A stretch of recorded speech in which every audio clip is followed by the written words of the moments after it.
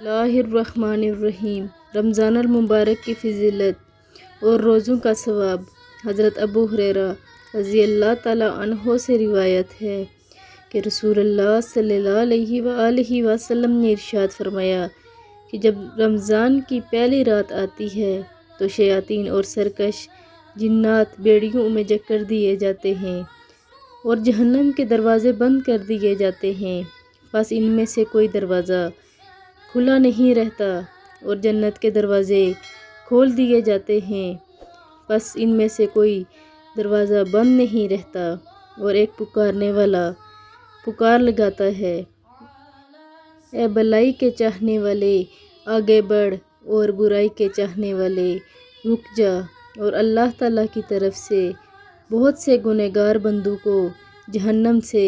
رہائی دی جاتی ہے، اور یہ فیصلہ ہر رات کو ہوتا ہے۔ اللہ تعالیٰ ہمیں علم حاصل کر کے اس پہ عمل کرنے کی توفیق عطا فرمائے، آمین ثم آمین۔